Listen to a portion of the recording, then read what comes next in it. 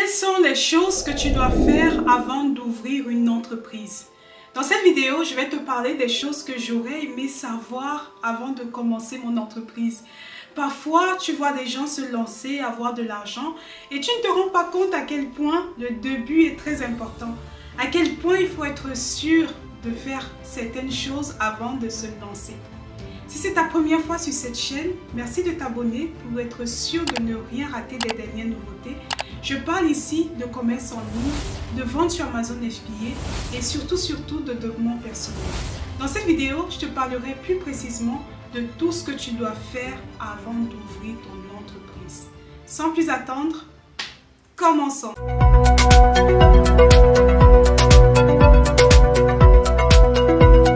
La première des choses que tu dois faire avant d'ouvrir ton entreprise et qui est super importante, c'est de t'abonner à cette chaîne. Oui! Alors, tu veux ouvrir une entreprise sans être abonné à Femme Smart Online? C'est tout simplement contradictoire. Bon, ok, arrêtons de jouer. Mais bien sûr, il faut s'abonner. Hein. La première des choses que tu dois faire, c'est de comprendre les statuts de ton entreprise. Et oui, ouvrir une entreprise, tu peux faire seul, tu peux faire avec des associés. C'est très important de comprendre les statuts de l'entreprise, de bien les rédiger, de comprendre ce qu'implique avoir une entreprise.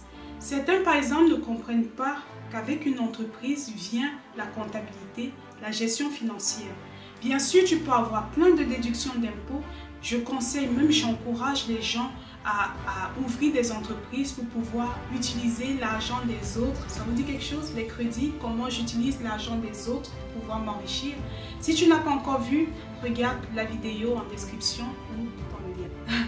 Utiliser l'argent des autres est important et avec une entreprise, tu peux plus facilement avoir accès à des crédits. Donc il y a des avantages, mais il y a des inconvénients. Quand je parle d'inconvénients, c'est juste de choses à savoir. Ouvrir une entreprise implique de devoir faire des déclarations. Donc, tu vas être soumis à des déclarations. Il faut le savoir. Il faut avoir un comptable. Ça, il faut le savoir. Bien souvent, tu auras besoin d'un notaire ou d'un avocat pour pouvoir rédiger tes statuts. La deuxième chose que j'aimerais que tu penses lorsque tu ouvres une entreprise, peut-être pas au début, mais c'est très important. Ça va être tout ce qui est dépôt de marque ou brevet. Lorsque j'ai commencé sur Amazon, je ne m'étais pas rendu compte à quel point avoir ou déposer un brevet était important.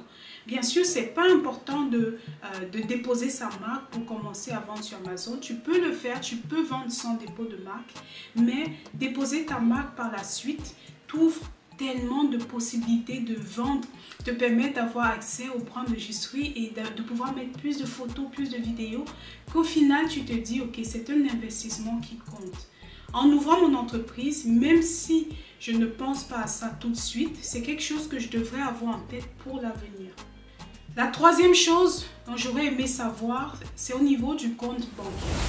Lorsque je commençais, j'avais forcément pensé au compte bancaire physique. Je pensais forcément que avoir une entreprise, oui, et tu pouvais juste avoir un compte bancaire dans la banque d'à côté.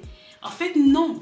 Maintenant, il y a énormément de possibilités qui s'offrent à toi. Tu peux ouvrir ton compte bancaire en ligne, pouvoir avoir tout en ligne et en plus avoir des frais bancaires qui sont nuls, voire très peu.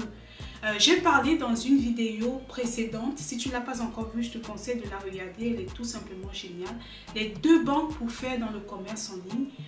Regarde-les, inscris-toi et tu verras. Franchement, il n'y a pas mieux, quoi. Il n'y a pas mieux. Tu n'es pas obligé d'aller dans la banque d'à côté qui va te prendre des frais énormes alors que tu peux ouvrir ton entreprise et que tu peux avoir ton compte bancaire en ligne. Parlant de compte bancaire, tu sais que bien souvent, tu vas avoir la possibilité d'utiliser ton compte personnel ou d'ouvrir un compte pour l'entreprise. Je conseille honnêtement d'ouvrir un nouveau compte, tout simplement parce que ça va te permettre de séparer tes dépenses personnelles des dépenses de l'entreprise. Après, si tu es quelqu'un qui est très ordonné, pas forcément comme moi, tu peux choisir d'avoir ton compte personnel. Mais dans ce cas, si tu utilises ton compte personnel et le compte d'entreprise, le même compte, je conseille vraiment, mais alors vraiment, de checker et de pouvoir t'assurer d'avoir une comptabilité qui est claire pour pas avoir à perdre le temps par la suite lorsqu'il faut faire tes déclarations. J'ai parlé de statut, j'ai parlé de compte bancaire. Certains l'oublient souvent, mais il te faut un numéro de téléphone. Il faut que tu sois joignable, peu importe ce que tu fais. Même si tu fais dans le commerce en ligne et que tu vends l'article lambda, et une adresse et un numéro de téléphone, fais en sorte que les gens puissent te contacter et puissent partager ton contact. Le site internet est super important aussi. Je sais que de nos jours, on est tellement pris par les réseaux sociaux qu'on se dit « Ah, est-ce que c'est important d'avoir un site internet ?» Oui, c'est important d'avoir un site internet. Ça te permet le référencement et ça te permet aussi de pouvoir avoir accès à plus de personnes. Lorsque je parle de site internet, bien sûr, il va te falloir aussi penser à un nom de domaine. Acheter un nom de domaine qui va permettre de pouvoir retrouver ta chaîne assez facilement ou tout simplement d'être original comme Femme Smart Online. Merci d'avoir regardé cette vidéo, j'espère que tu as aimé. Retrouve-moi dimanche 15h GMT pour la formation gratuite sur la vente sur Amazon. À bientôt!